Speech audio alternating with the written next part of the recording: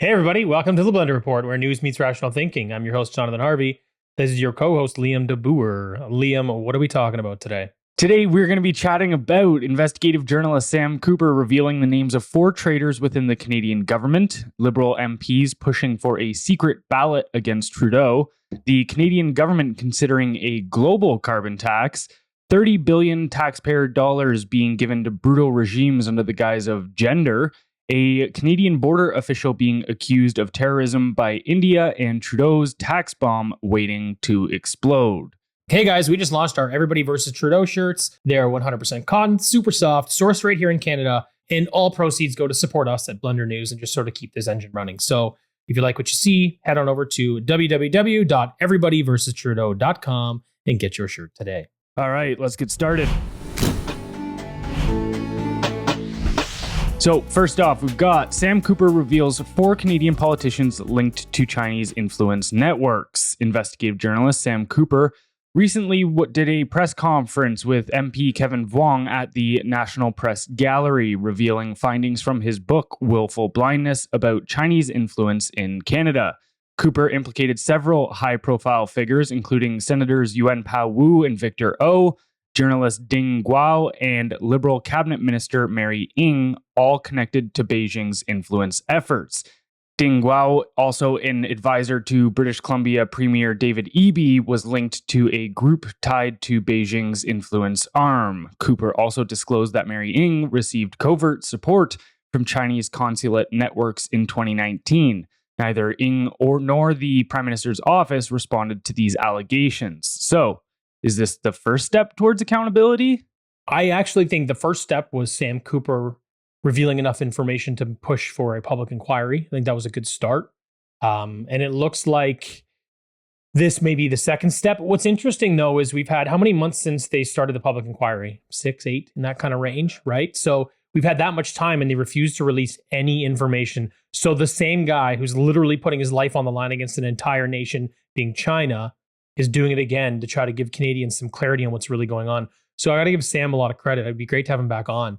In terms of where this goes, yeah, I mean, yesterday we put an article out that had to do with sort of the changing tide with the Conservatives. Now, he's always been sort of like Conservatives being Pierre Poilievre, because some of them know, I'm sure. Maybe any Conservatives know?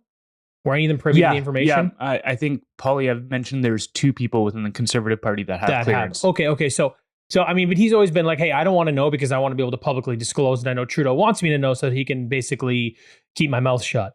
But after this came out, I think it was a combination of things. I mean, after this came out, obviously it's like, hey, here's some clear evidence and some people. Now we can put a face to the idea of what's happening, which is pretty significant for Canadians. Even though I for some reason, this didn't really surprise me much getting these names. And it wasn't like this big shock, like, oh my God. That wasn't my feeling, but maybe because it's been so long, and maybe that's one of the plans with dragging these kinds of things out if you're sort of a nefarious actor. Anyway, Conservatives have always been like, hey, look, I don't want to know, so that we can disclose this information. But now Pierre's going on the attack, and he's kind of doing one of these Trump things where he's like, I'm going to release the names. Like when I read that, I was kind of like, oh, it gave me the Jeffrey Epstein feel. Like it was, I know it's not the same. Where's the client list? You know what I mean? It was kind of that same vibe. So he's like, hey, when I get elected, I'm going to release the name. So it's, I think it's the second big step towards some accountability, but I think it really opened up a can of worms here. I think the other thing that really pushed the Conservatives over was just Trudeau being an asshat, basically saying, oh, well, I know there's a lot of Conservatives that have been, involved in traitorous acts and blah, blah, blah when he was in the public inquiry. Those weren't his exact words, but you know what I mean? He basically deflected. He goes, no, it's them. I'm just safeguarding those guys. Come on. So I think he kind of called his bullshit out there. Anyway, I think over the next year or so, we may get some legitimate answers. But here's the problem. I still don't think there's any reasonable accountability measures within government to hold these people not even really accountable. I don't really think there's any reasonable accountability measures within government for these people to pay a legitimate price for their crime, A, and then B, we're talking a year from now, right? So what's the impact even going to be? Oh, it was that guy and that guy and that guy. And I imagine none of those people that know they could be implicated will be running again. So they'll just be like, I don't know, they're a consultant somewhere. Oh, they don't even live here. They moved back to China. So we'll see how it plays out. But at the same time, yeah, at least we're getting some answers. And again, all credit to Sam Cooper. Yeah, I think if Poilievre wins the next election, these people are going to be bouncing out of the country real quick. They'll see the writing on the wall. Yeah. Well, but because what reason would they have to stay here? Their political careers would be dead. But then on top of that, it's like, oh, I might face prosecution if something was to actually be brought about on that front. But to kind of put it into perspective, like, it's crazy when you look at what these people are a part of within our government. Like, these aren't just bureaucrats that are signing off on a sheet here and there, doing some like paperwork or putting together spreadsheets. Like, Yuan Pao Wu, for instance, is a member on the Senate for the Standing Committee of Foreign Affairs and International Trade, Banking, Trade and Commerce, Rules, Procedures, and the Rights of Parliament. I love that. I love when they're hiding in plain sight. Like, I'm one of the good guys. So okie dokie. And then Mary Ng, she is because she's right within Trudeau's cabinet. And so she oversaw the COVID-19 pandemic response, industry, science, and technology. She sits on the committee member for natural resources, international trade as well, and also national security. She's part of our NATO Parliamentary Association. It'll be interesting for someone who has a little more time than us right now to back into those departments and see how they've been influenced to particularly help China. Just to sort of put some objective metrics to it, if you could. Yeah, well, somebody has sent us a article that I've yet to dig into, but people are doing like really great work on this front. Some people are being like, okay, even just what's part of the bills that they've influenced. They've influenced, and so Yuan Pao Wu is involved with Bill S275, which is all about reforming our central bank. And you're like, oh, great! So you have somebody that has a heavy hand in essentially the decisions of the future of our entire financial system, and working with a foreign government. Yeah, you know what else kind of caught me is David Eby. First, I thought his name was David Eby. It might be. So that's news. I'm saying it with like 50% confidence. So I heard Cooper say Eby. I feel like he knows better than I do. He spends a lot of time covering that area. So phonetically, it just doesn't work for me, but that's fine. Eby. Let's go with that. What's concerning about, so this is like, I'm going to go on a bit of a tangent here, and I want to be careful not to say something too stupid. You know what, Jonathan? Say something stupid, let them sue us, and just see what comes up. So you're talking about the Chinese influence. So if you looked at the election that just finished up in BC, by most accounts, the NDP should have lost. Mm-hmm. They've done a lot of bad things for the people of BC over the last several years. So you kind of look at what's happening there. So the initial results from the election were as such. The Conservatives won. This is what the news outlets were not divided on this. The Conservatives had won 45 seats. And they didn't say by 15 votes here and there, by 22 votes. They were like, for sure, the Conservatives won 45 seats. Okay. For sure, no question, the Green won 2 seats. Then they said, for sure, the NDP won 44 seats. No question. There's no question on these things.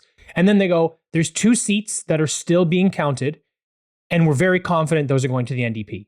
Okay, so the NDP, by all media accounts, we're going to finish at 46 seats, 1 shy of a majority, and have to pair up with the Green Party. At the end of the day, it may not have been a significant difference in how the province is run. But now, due to all these mail-in ballots that they found 9 days later, well, now all of a sudden, the NDP has 47 seats. It just does not track for me. So I don't know how it's been played with. I don't know.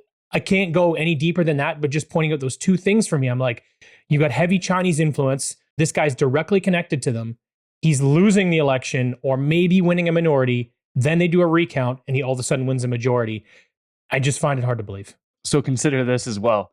In the recent 2024 British Columbia election, voters who met specific criteria could cast their ballots by phone. So you're now allowed to do phone voting now. It's not even just mail-in ballots. What are we doing? It just doesn't make any sense to me that every time you see these mail-in ballots, now these phone-in ballots, it only goes to the Liberal or NDP left-leaning parties. It's just, okay, but statistically, that doesn't make any sense. Statistically, that makes no sense because if you look at how the votes always fall, then these mail-in or call-in ballots are always different. there should be no statistical difference in the overlay. It doesn't make any sense. The medium shouldn't be the difference in how the votes swing. Sorry, but like I can't. That doesn't track. So I'm agnostic on this one, but there is an interesting perspective as to I don't think it would maybe be a thing anymore, but it would have made sense during COVID that more people, like more left-leaning people, would have done mail-in ballots because we know that they were like fucking afraid to leave their home. I agree with that. I don't agree with it today though. But today, but I can't see what the reason would be for that today. Yeah, I mean, one could argue, well, they're the ones that have done it before, so they're more comfortable doing it, so they did it again. I don't even think they should be allowed.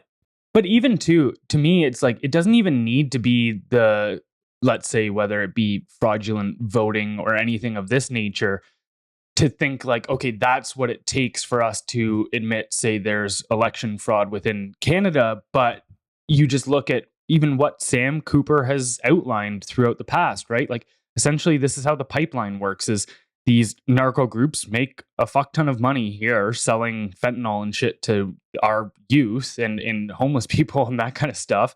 And then they take that money, like literal truckloads, we're talking like transport truckloads of cash. They hand it out to people essentially as like gambling sharks to go in. You can use this as your stake. Then they wash that money and come out with clean money out of the casinos. And then they put that money into our banking system. Yeah. And then they offshore that into things like real estate as well. But one of the main things we've known is that they use a lot of those funds to then hand out to these diaspora communities, like $1,500 at a time to different people, and being like, you're going to make a donation to XYZ of course, politician. Yeah. So like, even if, let's just say, everything ballot wise checks out, there's no interference there, like, that still doesn't mean that the elections aren't being interfered with. Well, they are being interfered with. Exactly. 100%. I mean, I can't, like, I feel like it's glaringly obvious when you have a party that should have lost, when you have a party that did not have a majority, and then all of a sudden they have a majority and they win, and we know that they're being influenced by China. That's just like the whole thing. This is ridiculous. This is a smaller version of the last federal election, in a sense, right? We're like, how many people had been compromised. So for me, look, like I can't say for sure, but I mean, it looks like a duck and it's quacking like a duck. Yeah. So, you know. Yeah, it's crazy. All right, moving on to our next story. We've got Liberal MPs push for secret ballot as Trudeau clings desperately to power. The Liberal Party faces growing internal dissent, with 24 MPs demanding Prime Minister Justin Trudeau's resignation. Despite this, Trudeau insists on leading the party into the next election. Liberal MPs are now calling for a secret ballot vote to determine his leadership, while Loyalists dismiss the idea. Bloc Québécois leader Yves François Blanchet has threatened to bring down the government if certain demands aren't met, escalating the tension. Meanwhile, NDP leader Jagmeet Singh, despite previously ending his agreement with the Liberals, continues to support Trudeau, avoiding any move that could trigger an election, thereby maintaining the government's stability. So how much longer can Trudeau keep his political career alive? It's quite impressive, isn't it? It's actually like mind-blowing. Yeah. It's like how are it's like being in a straw house through a tornado and it's like still standing. You're like, you've got no foundation. Like what is like, it's how is he insane. doing? Yeah, impressive. Here's the thing. He's still got cards to play, right? So we know, we said this before. First, I think it's alarming that he's the only prime minister in history that has won 2 minority elections in a row and not stepped down. And now he's also got over 24 of his own people, his own MPs saying, you got to step down. And he's like, nope, things are good here. We're unity, tight as ever. Okay. that to me is just kind of speaks to the individual. But like I've said before, he's got one of these two parties by the balls, because the Bloc is not in bad shape. If you look at their polling numbers compared to usual, they're going to do what they usually do. They're going to control Quebec. That's it. That's the end of it, right? So their whole power structure sort of stays in place. But you look at the Conservatives, they're really the only ones that stand to gain significantly from calling an election right now. The Liberals are pretty much in the basement, and the NDP have still lost a significant amount of their votes. So neither one of those parties puts themselves in a better position by calling an election today. So it doesn't matter what agreement is in place until they increase in the polls, or at least feel like they're getting traction with their people again. and go, yes, I can improve my position. I could be higher than this party, or I could do X, Y, Z, and this will guarantee my power or the people to stay in power, whoever it is. Until there's a benefit, the NDP and Liberals will continue to work together, whatever they call it, under whatever guise. I don't care what Singh says to the media. You know what I mean? At the end of the day, if it's not good for him and it's not good for his party, you're not going to see it happen. So look, like, can this guy stick around till the next election? Yeah. I mean, after they had that caucus meeting last week, all of them were saying, oh, we can't wait till the next election. Trudeau's going to win again. I'm like, you guys are delusional and you got to stop saying this stuff out loud. But that is literally what their marching orders are from this guy. He's got them all under his thumb. And because the NDP is suffering right now in polling, he's not going anywhere. So what was interesting is that the whole bloc changing their tune and now saying that they're going to start working towards bringing down the Liberal government is that it all hinged on that pension bill. So they wanted to put forward something that gave elderly people in Quebec more pension. But Mary Ng, so who was just named by Sam Cooper, was trying to forcefully push that legislation through the Senate. Part of it was, I know that the reason the Senate was like, oh, we're in no rush on this, was because there was a study that needed to be conducted in order to prove that this was going to have beneficial repercussions for those people. But she was just like, get the study done. Like, I don't care what you need to do, essentially, to be like, just and then pass the legislation. And then, I mean, luckily, it seemed like somebody within the Senate, I can't remember exactly which senator it was, but they essentially said, hey, like, the whole point of the Senate is to hold the government to account. So no, we're not just going to take marching orders from you. But it is wild to just see the desperation mode these people are in order to keep him in power.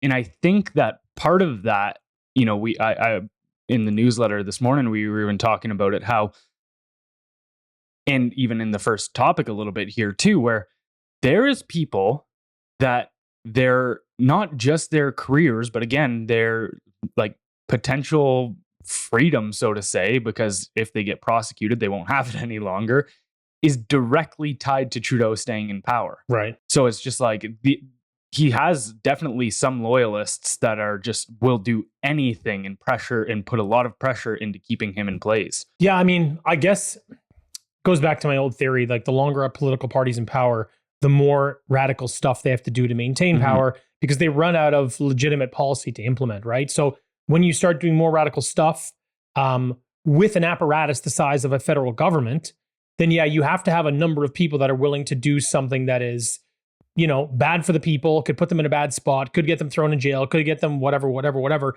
to be able to maintain that power. So it's like every time that the Liberal government does something that's an overreach, or Trudeau does something that's an overreach, there's probably 6 to 12 to 20 people involved that are sort of implicated in whatever the action was. So you think about how long he stayed in power, nearly 10 years now, and some of the things that they've done and how he's managed to sort of escape every single time. You have to imagine that there is, like I was saying, a minimum of 24 people right now that if he goes down, they're either leaving the country or just hoping that the information never comes out. So yeah, it makes sense. And we talk too, there's another perspective here where we talk about how a lot of these worldviews and policies that they have are completely delusional. Like they think they can just override reality with ideology. And so especially when it comes to things like the climate, it's like, well, our goal is so noble that there can't possibly be negative consequences. We're going to create this sustainable utopia where everybody lives and we tax everybody to a great degree, and somehow that creates more money for them. Like these ideas literally don't make sense, but that's where their head is. Do you think they actually believe that? Or because if they do, I actually do. I actually think that so they're you think these completely people actually delusional. believe that if you continue to tax us, that it'll do more for the people of Canada, even given the historical track record? I think they're delusional enough to believe that if we have all power and resources, we are so virtuous that we will make sure we will manage everything so virtuously. If we leave things like this in your hands, then this is where the problem lies. And I think they genuinely believe that they are creating this world, this utopia. So they're fucking retarded. Yeah. Well, and just literally insane. This is what happens with totalitarian ideologies. Right. is like even Mao thought that he could literally override environment. At one point, he declared war with the environment because he was just like, Smart. I can win. Go at it with Mother Nature. Yeah, and so like they literally become delusional with these ideas and just think that their ideas supersede reality. I think it's so weird because I always had this theory. I think I've probably talked to it on here once or twice before, called the gray area. Psychological theory I built when I was a kid. I was maybe 16. It's my own original idea, but lots of people have done a much better job taking the theory. But anyway, so the idea is the white is the truth that you tell people about yourself. My name's Jonathan.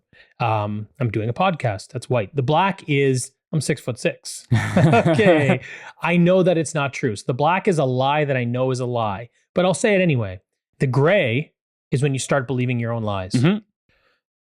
You got to be a certain kind of fucked up to live in the gray area when it comes to stuff that are like, I understand small things and your subconscious getting in your way, but when you're doing it to a nation like this and you think it's virtuous to steal all their money while more and more people go into poverty, and you can easily look at the historical record of how these things play out, but you still think that that's the answer, living in that gray area.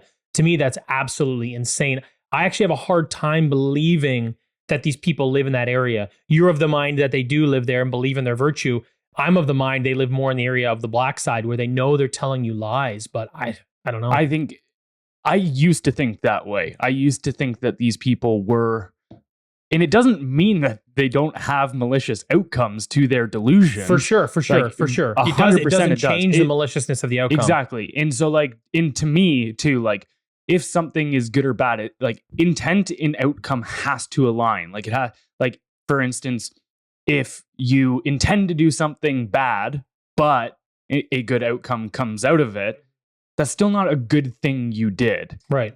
And then vice versa, where it's like, if you accidentally do something and it creates a positive outcome, I'm not saying it's a bad thing. No, but it's not. But it doesn't make you a virtuous person. No, because it was not. The intention was so not there. intent and outcome have to align. Yes. And so to me, even if their intent is, okay, I'm going to save the world and create this utopia where everybody's equal and we live on solar farms and all this shit, then even if the outcome doesn't become that, like, you're still a terrible person. Yes. But this was what Hannah Arendt pointed out within totalitarian regimes. And again, totalitarian regimes, this is the difference between like dictatorships and totalitarianism, is that a dictator is like asserting his will. They are those like black, like in the black zone where it's just like, oh no, I'm better than you and you're going to do what I say. I'm going to hit you with a stick. The totalitarian regimes are much more like, they were that classic C.S. Lewis quote where it's like moral busybodies. It's like they'll torment you forever. They'll never cease because they do so with the approval of their own conscience, and they think they're a good person for it. So it's actually a good designation to make when you look at authoritarianism or a dictatorship. You're looking at people that know that they're living kind of in the dark area. They know what they're doing is bad. They know what they're doing. They know what they're applying, and they know a lot of it. In my theory. That it's a lie. Okay. But when you're in the totalitarian arena, you've crossed black over to white. They believe they're on bullshit. They've created a gray area where they think they're living in this, they're living in this space where they're being virtuous. They're doing the right thing for you, whether you know it or not. And two, the difference with totalitarianism as well is that the people actively participate in their own subjugation. Right. So they believe the lies of the totalitarian as well. I think you need it. That's how you create. So that's a good way of looking at sort of the mass psychosis within society today. Mm-hmm. Is you and I were discussing this last time. If people keep voting this way, how do we then it's willful totalitarianism. People want to be doing this because they also buy into and believe in this gray area, despite how harmful it is. The challenge you have is that's a very elusive dragon to fight. Mm-hmm. That's the challenge. Oh, for sure. Like, this idea has been around. I think I played it for you the one time of in Dostoevsky's Crime and Punishment, which is a famous novel. Like, he was one of Russia's best literasts, maybe even just one of humanity's best literasts of all time. But he pointed out the whole social ideology, like the socialism ideology back like 1700s, like in that realm. And I think I might be going a little bit further back. Maybe he was 1800s, but either way, So this idea, this like spirit that animates them, this idea of being like, oh, we're going to come together as like this collective and we're going to create this utopia. It's been around for hundreds of years, and it just takes different forms and finds different ways to justify its invocation. But Hannah Arendt, what she pointed out in The Origins of Totalitarianism is that, like, when there is a movement of this sort, whether it be the Nazi movement, whether it be Stalin in the communist movement, whether it be Trudeau and the net zero movement, she said, the whole organization is so absolutely identified with him that any admission of a mistake or removal from office would break the spell of infallibility which surrounds the office of the leader and spell doom to all those connected with the movement. And so it's not just that if Trudeau gets removed from power because he's not doing a good job or he's not popular, that's not why they keep him in. They're not afraid of that. It's that what comes along with that. Oh, all of the ideas that Trudeau had also then go down with him, which is like the net zero and all of this kind of stuff. You break this ideology, you break this bubble. It's interesting. It's the benefit we have in this particular time with Trudeau in connection to the net zero and everything else he's done is, particularly people are feeling it. They're feeling it at home. They can't afford groceries. They can't afford mortgages. They can't afford rent. They can't afford to live. This country's no longer greener grass. If they're paying attention, the average family of four realizes that they're not even making enough money to survive every year. So every year under Trudeau's Canada, each family of four is going further into debt. Mm-hmm. So when you see that, it gets pretty easy to go from gray area to what the fuck area. You know what I mean? So at least that's the benefit, and hopefully we see our way through it. But yeah, it's an interesting point. I appreciate that because it's an interesting designation to make and understanding, hey, like, you're not fighting someone who thinks they're evil. They think they're right. So they're going to keep fighting from this position of their moral virtue.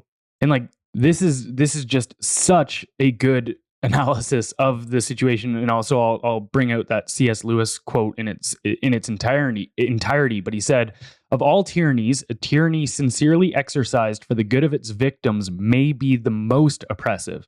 It would be better to live under robber barons than omnipotent moral busybodies. The robber baron's cruelty may sometimes sleep. His cupidity may at some point be satiated. But those who torment us for our own good will torment us without end, for they do so with the approval of their own conscience.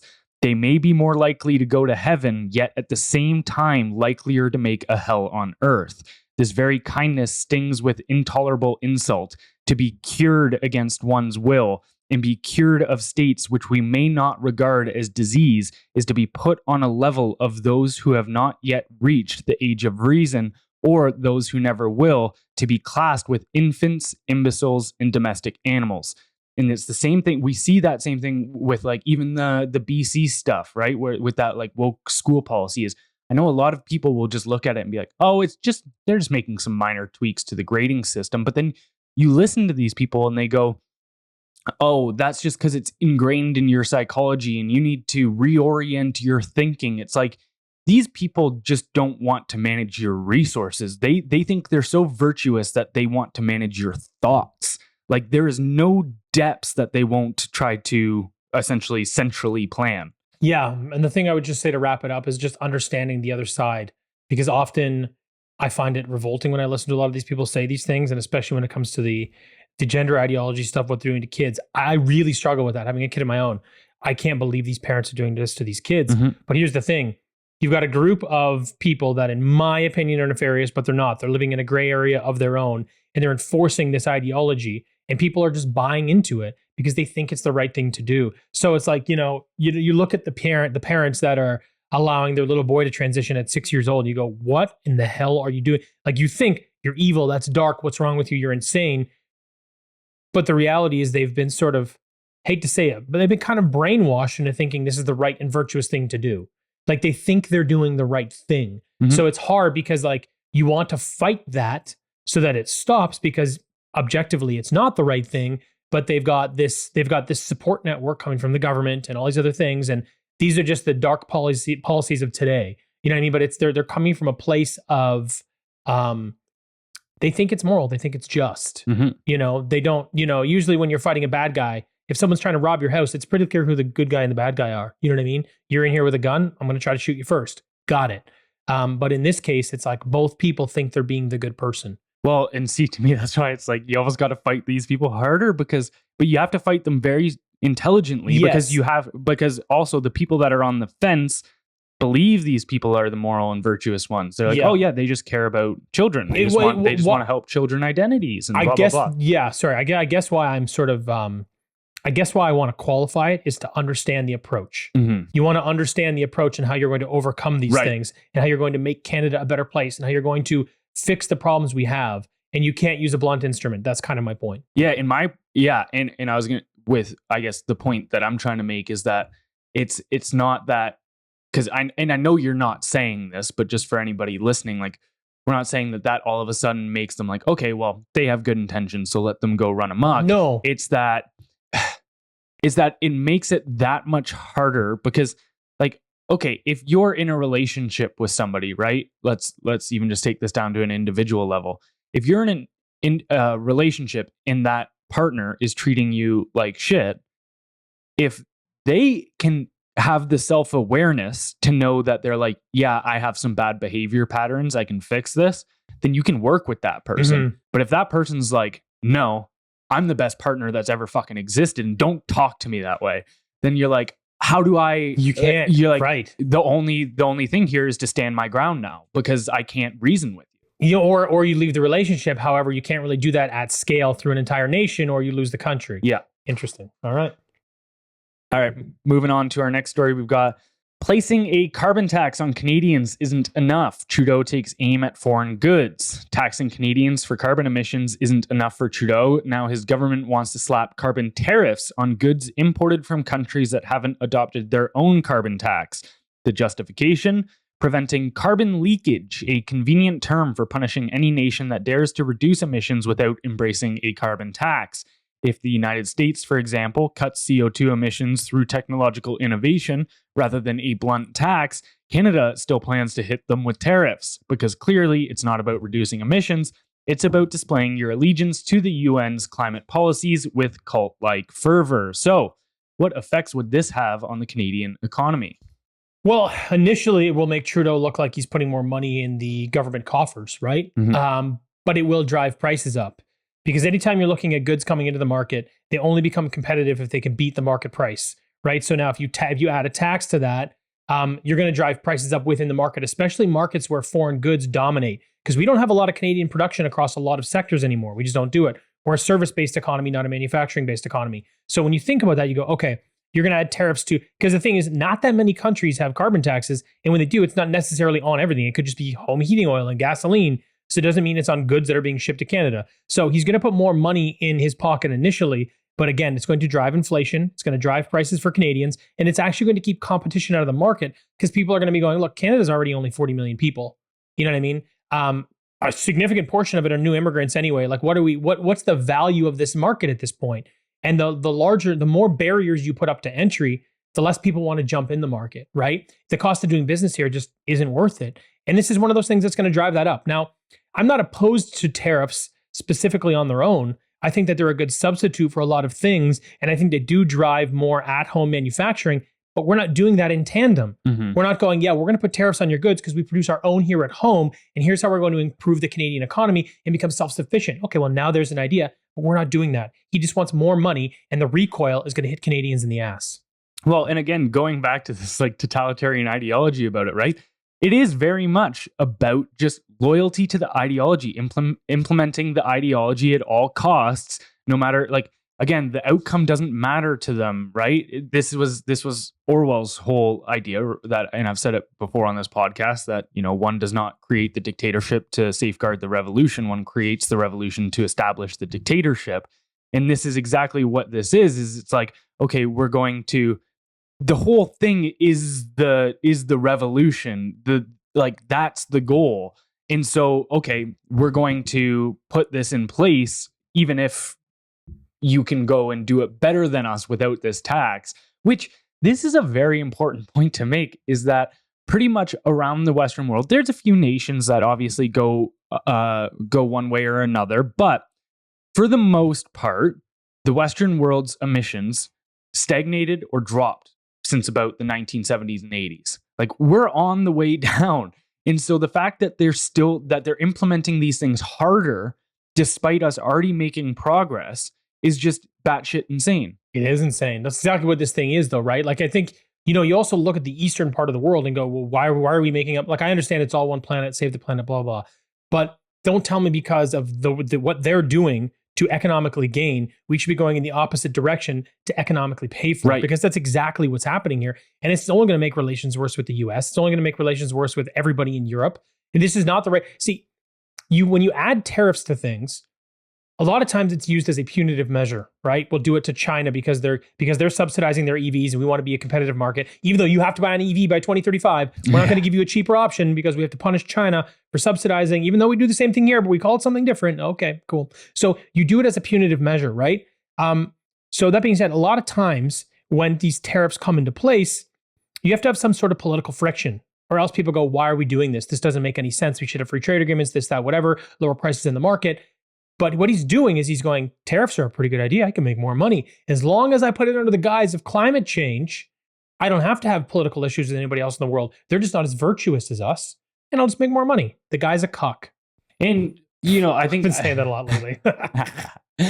I think it's also good to just highlight exactly how tariffs work. So they're essentially an import and export tax. So a lot of people think, and even people on the right are guilty of this sometimes as well, of thinking like, you hear somebody like Trump say, okay, we're going to place tariffs on China. And everybody goes, yeah, make China pay for that, blah, blah, blah. That's not how it works. You pay for that, because once that shipment of product has left their ports, like, their hands are free and done with it. Once that product lands at our border, that's when our government would go, okay, we're placing a tax on this. And then whoever's buying that product ends up paying the tariff. At the end of the day, yes, exactly. So the thing is, a lot of times you use tariffs to discourage people from entering the market, right? Like, so there was a big car plant that was going to be put in the United States somewhere. And I believe it was Chinese. Someone can check that on me, but I believe that's what it was. It wasn't American. It wasn't European. So I believe it was Chinese. It was going to go in there. And Trump, before he's even president, whether he becomes president or not, he goes, don't put that in there. Because I think it was going to be the largest car manufacturing plant in America. He goes, if you put it in there, so I'm going to be charging 100 to 200% on every vehicle that comes out of there. You will not be able to sell one vehicle in this country. So they backed off, because he does need to safeguard American production. Right. So that was kind of how the push and pull of that worked. I understood that move. I do get that. So I think that they're an effective measure. And if you use them properly, you can lower taxes in a lot of other arenas because you make it a consumption tax. Right. So I'm actually not against them. I'm against Trudeau doing it just so he can put it in his own pocket for this climate agenda. Well, I think there's a time and place for tariffs, but again, tariffs are inherently inflationary. They're causing but you have to balance that out with something else. So, for instance, the left, I've seen a lot of commentators on the left criticizing Trump, being like, oh, conservatives always argue about inflation, and then they don't understand that this tariff is just going to cause inflation. But the fact is that Trump is saying we're going to place this tariff, yes, on foreign goods, while simultaneously getting rid of federal income tax. Yes, exactly. So it's like, you get to keep your money instead of us proactively taxing you on your earnings. You can keep all your money. We're not going to take any of it. I mean, there would still be state taxes and stuff, but you can keep your money, and you only get taxed when you spend it on these items. Yes, it's a consumption tax at that point. So it's controllable. You decide what you buy. Yeah, this is exactly. So like, I'm totally on board. With it. I agree. My problem right now is that Trudeau is continuing to tax Canadians more than they've ever been taxed in history, while now adding these tariffs as well. He just adds it on top. And That's the thing is, it's not even. It's like, yeah, it's taxes that are crazy, and now inflation's going to keep going high. Cost of living is going to keep going high. So it's like, when you look at your money, look at it in two ways. Look at it in what I get to keep and what I have to give to the government. Great. So the taxes, the one on the right being the taxes, already through the roof. And now by doing these things with these tariffs, well, now the one on the left keeps going up because the cost of living is continuing to rise. So he's hitting you on both points. So yeah, this man needs to go. Yeah. So yeah, you just made that point perfectly. That yeah, if you're going to put in tariffs, you can't also be raising taxes like crazy. Well, let's move on and see where our taxes are going. These insane taxes. So the absurdity of Canada's foreign aid, $30 billion for gender and human rights abusing nations. Since 2017, the Canadian government has funneled $30 billion of taxpayer money into international aid programs under the guise of gender equality. On the surface, the intention seems admirable, but a closer look reveals a disturbing truth. Our tax dollars are funding some of the world's most brutal regimes, notorious for their repression and abuse of women. The Canadian government parades itself as a champion of women's rights, with Trudeau proudly declaring himself a feminist, yet they funnel billions into regimes notorious for oppressing women. This hypocrisy underscores the empty virtue signaling at the heart of Canada's foreign aid, which empowers abusers instead of protecting victims. So, this kind of goes, this question kind of ties into what we were talking about earlier, but do you think they actually believe giving their tax dollars to these dictatorships is going to improve the lives of the women in these impoverished countries? 0% chance. Zero. They're funneling money into the country. For what purpose? I don't know. For what political favor? I don't know. They're doing under the guise rather of gender equality. This is insane. You give the Taliban money for gender equality. What? Women can't go to school there. They can't even show skin in public anymore. They're like, you guys just don't understand our religion. You're right. We don't. But we shouldn't be giving you money for something you're diametrically opposed to. It's wildly insane. It makes no sense at all. I just wonder how much of this money is going. It seems to me it's like this. We're stealing from the Canadian people. We're going to steal $30 billion. So what I'm going to do is I'm going to give it to this country over here. You guys take half, do whatever you want. I'm going to keep the other half. They go, okay, well, what do you need us to say it's for? Gender ideology. As the Taliban laughs at you, and their women can't go outside with showing any skin. Obviously, that's one example, and it may be a little sensationalized, sure. But I think it's important to highlight how crazy this is. That's why I use that example. I think this is all corruption. I think government spending within our own borders is at about 20% efficiency. And I think foreign aid is at maybe 10%. And they're just lighting it on fire and lining the pockets of all these other regimes. This is insane. So not only like the Taliban and stuff. So yes, and we've given... Since 2017, $1.1 billion to Afghanistan. About 330 million of that, I believe, has been since the Taliban took over. Mm-hmm. But like, listen to some of these other ones. North Korea, we gave them $18 million for gender. What are you talking about? Their entire country is a encampment, like a prison camp. Like we're talking about a regime that literally will publicly execute people for talking bad about their leader. And we're now fighting in Russia, so we basically just funded them. Like, money's fungible, so we can argue that we're funding that side of the war now, for too. Sure. What's happening? So, like, the idea that you're like, okay, I know that, yeah, Kim Jong-un, he really likes blowing people up in public with rockets, but maybe if we give him a couple $1 million, he'll give women like contraceptives. Like, what? No, not a chance. But this goes to something I think we've mentioned before as well, is like, have I told the story on here about when China was trying to get rid of rats, how they would pay people for rat tails, and then but say it again quickly, because now you got people on the hook here.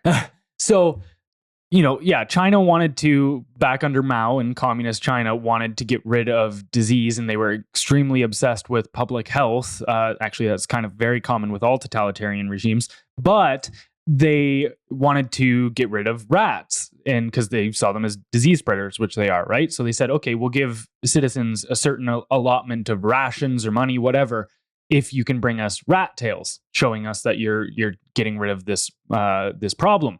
But all that ended up happening there was people started breeding rats, 100%. Taking the tails off, and so you actually had a worse problem. And I look at this the exact same. Okay, we're going to give money to the nations that are oppressing falling women, short on gender ideology. And you go in, and so if I'm a dictator in North Korea or Afghanistan or Ethiopia, Bangladesh, any of these areas, and carrying out atrocities, I go, you're giving me money to deal with these atrocities. Well, if there's more atrocities, there's more money. Whereas it's when you create incentive, people line up. I mean, look at the homelessness problem you have in Los Angeles. Or California, I should say. Mm-hmm. It's just like $300 million a year goes to it, and it continues to get worse. The incentive is to keep your job. Well, and I think a lot of it as well is like, because this money is probably going to it's going to like the UN RWAs of the world and stuff, which we know are completely corrupted in Palestine, and they're essentially an extension of Hamas. But it's like, so we'll give money to those bureaucracies in order to deal with their gender equality issues. They're busy blowing each other up. No one gives a fuck what they have between their legs right now. No, exactly. Wild. And so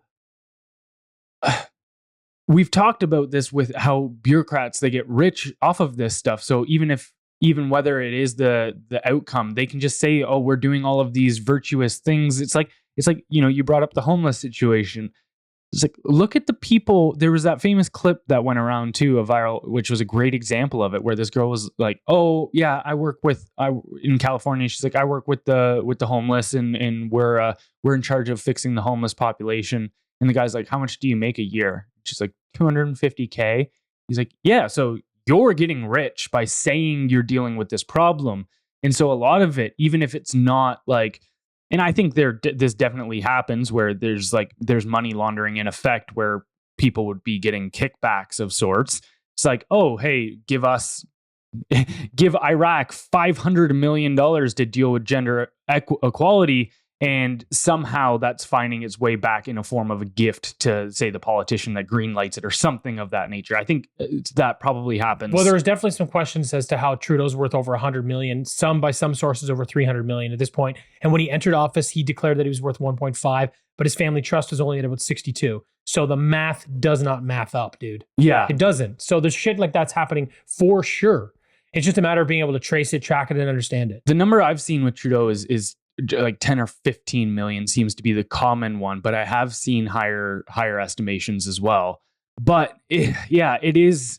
I also think those you see this all the time, even just with celebrities, not even politicians, where the net worth estimations, it's like, you look at Jay-Z on one estimation, it's 500 million, on the next it's 1 billion, because it's not liquid cash a lot of the times, right? No, it's asset value. So it's all about what assets you're taking into consideration. But so I think when it comes to this foreign aid stuff, like I don't know. Like, do you think the average Canadian even comprehends like what that means? Like $30 billion being given? Like, and then you look at things like what they recently did, the federal government greenlit, they said, okay, we'll help these provinces out with their homeless issue. And they gave the provinces, between all of them, $250 million. And it's like, okay, so you're giving billions upon billions of dollars to these foreign nations to deal with their issues. And then you're sitting here going, oh, veterans are asking for too much. Yeah, now there's more and more of them on the streets. And we're looking at something that they said you're going to be looking at an explosion of homelessness in Canada with veterans who are already 2 to 3 times more likely to end up on the street. What are we doing? Mm-hmm. And then, like you said, you look at the $30 billion that's been spent on gender equality across the world. It's so insane to me that we do things like this. But again, I don't know we don't have a mechanism in place to hold these people accountable and to get the answers we need. And like you said, there's no consequences for these actions. So they keep funding these programs. They keep funding things like, the homeless thing in California. Like they're just going to keep doing these things because there's no way to stop them because they've built a system that safeguards them. And as long as you're part of the gang, you get your kickback. So I say it's the largest mafia in the world. Well, and there is actually a big difference between the Conservative Party and Liberal Party in this regard. This actually kind of circles back to that topic we were talking about earlier, where Liberal MPs are searching for a silent ballot. But in 2014, the Reform Act passed in Canada, which essentially allowed parties to empower MPs to oust a party leader or trigger leadership reviews if they want. But the implementation of that act has been there's been massive differences between the Conservative Party and the Liberal Party. So, for instance, the Liberal Party has essentially said, nope, we don't do that. That's not a thing. Take your marching orders from the party leader, whereas the Reform Act is what the Conservatives used to oust Erin O'Toole. So within the Conservative Party, it seems like there's a little bit more MP autonomy, whereas within the Liberal Party, it's like leader driven. Yeah, no, that's a good point. I also think it's important to understand their knowledge, interest, or sort of actions with economics. I would imagine, nope, for sure. There are people in both the Liberal Party and the Conservative Party that understand economics significantly better than me. But it's how the institution moves as a whole. And the Conservative Party is far more fiscally responsible. They track all that stuff a lot better. Now, it's interesting because the Liberal Party does a better job from an administrative perspective. They're more organized. And I know from people that work at the federal and provincial levels that this holds true. But again, the cornerstone, or one of the cornerstones of the Conservative platform, is always fiscal responsibility. So they hold themselves to the standard where I'm sure they get away with stuff, and I'm sure there's a lot of bad things happening within that party as well. But mismanaging money at that scale is not really part of their plan. I know it happens, but it doesn't happen in quite as egregious ways because they have to sort of stand on, or they represent themselves through fiscal responsibility.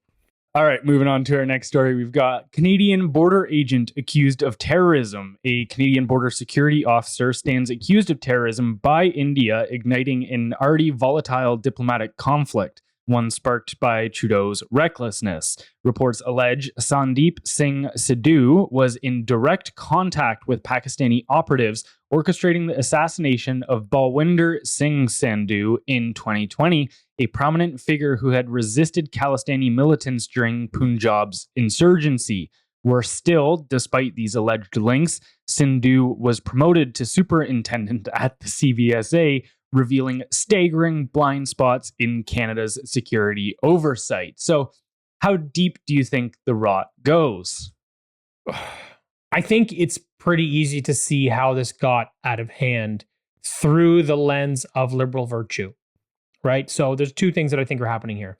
First, you're letting people into the country at scale, at such a pace that you can't effectively manage or monitor who's coming in the country. Well, we know, right? With the temporary foreign worker program, 100%. They were just like, just get them in. Rubber stamp that shit. Got it. Now, we already know that that's happening, and countries know that this is the case. So here's the thing. If you have a guy from Pakistan or India or anywhere else like that, and you want to get him into the system, it's not too hard for the government, a complicit foreign government with their own people complicit in this action, saying, hey, we're going to set this guy up so that he comes in with a clean record. He's going to go into the country. You're going to infiltrate this. You're going to go work at the CBSA. Here's your plan. Here's what we're going to do. It's pretty easy to do this because of how Canada operates. The other thing to consider too, in addition to the open border system, is the DEI strategy, right? Where the government literally says, we'll hire anybody who's not white. Right. Well, this is what they do, right? And then I go, okay, look, I don't need your job. I don't feel affected by that. Do I think it's wrong? It is wrong. I don't think it's wrong. It is wrong. But I'm not affected. So I'm not saying like, oh, poor me. Nope, not at all. But again, you see how this continues to happen. So yes, you can hire some people that were raised in Canada, born in Canada, that are from different ethnicities for sure. But there's going to be a lot of people that are coming from other countries, and you're going to give them these opportunities and these jobs. So again, you look at these two things and you're kind of like, well, you sort of set yourself up for that. But then also, like we know with China infiltrating our elections, India being involved in the elections, and then you think, okay, strategically, if I am a leader of these countries and I want to infiltrate, what do I actually want to infiltrate for? Well, in China's case, and it seems like in Pakistan and other places as well, they go, well, I can benefit from the economy. So with China, it's all the criminal activity. So how do I effectively activate this strategy efficiently? Well, I have to be able to get everything in the country. Right. So there's a couple things I need to control. First, you want to get in with the politicians, which they are, and now they're controlling elections. And then second, the border. That's your point of entry. So if I have people at the border and I have people in politics here, well, I can do everything in between. You know what I mean? There's nothing that can stop me. So look, the writing was on the wall a decade or more ago. And I'm sure it's been happening for far longer than that. And this is only one guy. So how deep does the rot go? Very significantly. And I don't think we can ever root it out. Yeah, I don't think, and that's the thing, is I don't think you can ever get to zero, but I think you can stop doing the things that are seemingly putting it to 100. Oh yeah, I totally agree with you. Yeah, it's like we should. It's like, yeah, this might be a problem that you can never completely solve, but that doesn't mean that we don't focus on it. But when it comes to this too, like this whole thing with India and Canada and our deteriorating relations, and how right now, essentially, you know, it's actually insane. India is growing faster than China. Like in, I'd say about 10 years, even just the way that the population, their manufacturing is going, all of this, their development, they're on the upswing. China's about to just drop off of a cliff with their population collapse. And they also have a big financial issue in China as well, from like a fundamental perspective. But when it comes to this whole relationship, like, yeah, maybe it's a really bad idea, Trudeau, to start picking essentially ego contests with India. And look, you can give India some shit for the fact that, yeah, I don't think they should be carrying out hits on Canadian soil. And that's what essentially sparked this whole issue, was them killing Nijar, who was one of the leaders of the Khalistan movement. But then this is another added aspect where, why was he in our country in the first place, who is known to be working with a terrorist organization? There is videos of him training people and like recruiting people for the Khalistan movement and training them on how to shoot AKs and shit in British Columbia. Right. Like, so they're starting like a militant training group for an Indian terrorist group. And then also, like, sure, if he got completely under the radar and found his way into the country and he's been, really good about hiding his tracks and all of this kind of stuff, I could see in that scenario where it's like, okay, yeah, one got through.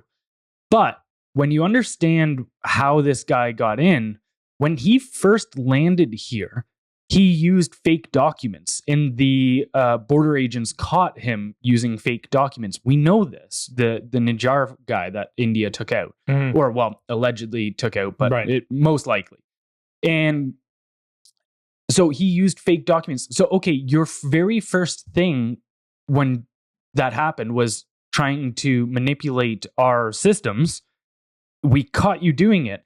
How did that guy still end up getting citizenship? So there's two issues here, which is, yes, India shouldn't be conducting those kind of operations on Canadian soil. But then there's also like, we're harboring terrorists against India. Like, these are both like, so I look at it and go, this is a real problem. Yeah. I mean, so about almost 20 years ago, I was working at Pickle Barrel restaurants, kind of like a cheesecake factory. And there was a bunch of guys from Sri Lanka, really good workers, really nice guys, had no issues with anybody whatsoever. But a bunch of them would represent the Tamil Tiger movement. That's what they represented. I'm not sure. I'm not familiar with that one. Okay, so the Tamil Tigers were officially known as the Liberation Tigers of the Tamil Elam. I may have said that incorrectly, but they were a militant organization that operated primarily in northeastern Sri Lanka from the 70s to 2009.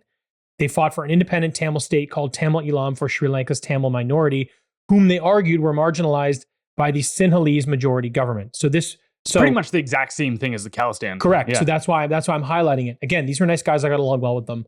I have no issues with anybody from really anywhere. It's not the game I play. But what I want to highlight is when I was there, and this was in the mid 2000s, so this movement came to an end, they say in 2009.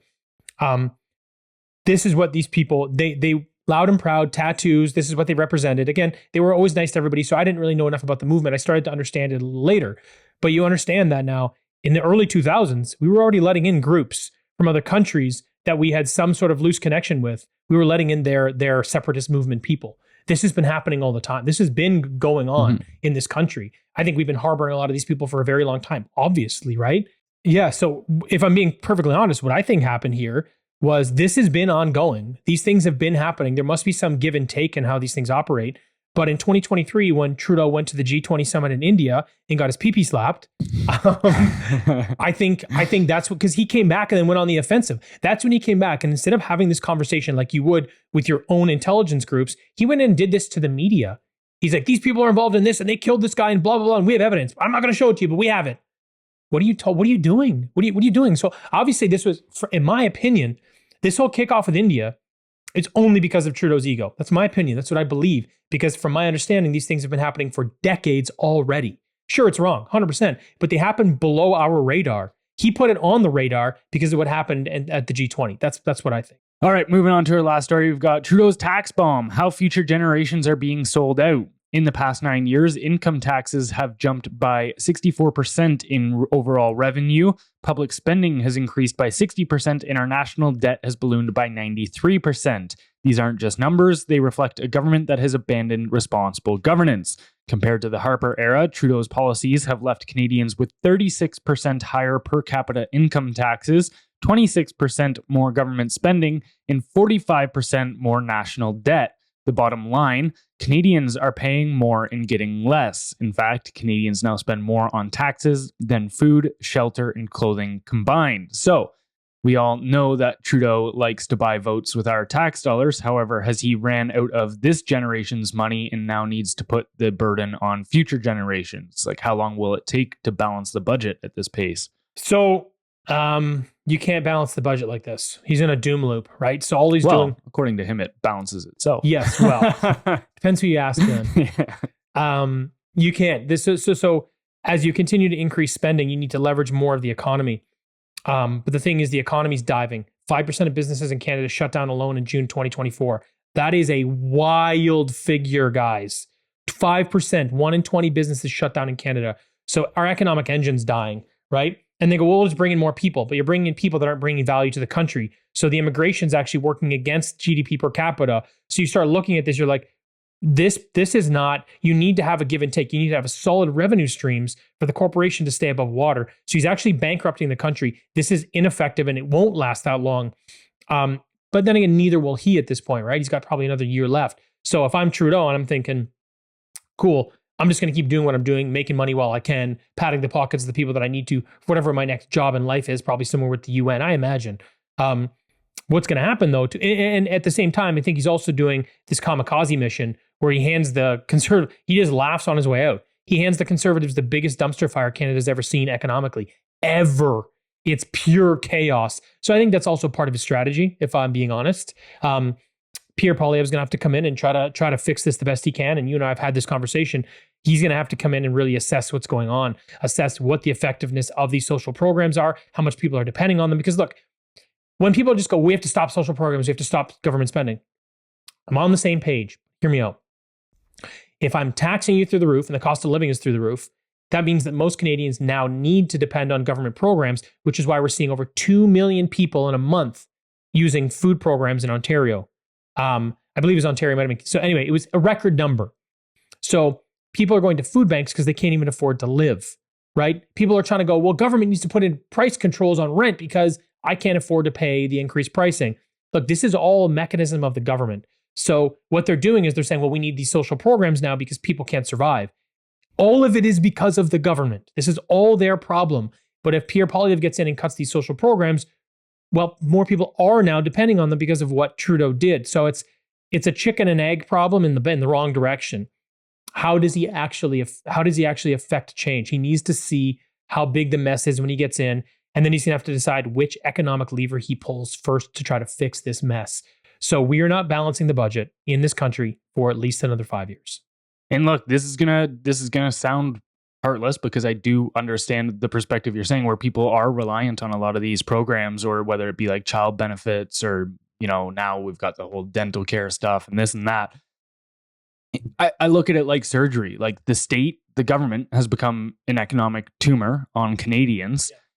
And like, we need to go in for surgery. And when you do that, there are risks. And after, even if this surgery is successful, even if you take that tumor out, you need a recovery period because you're going to be on your ass in bed. You can't move. You can't be functional.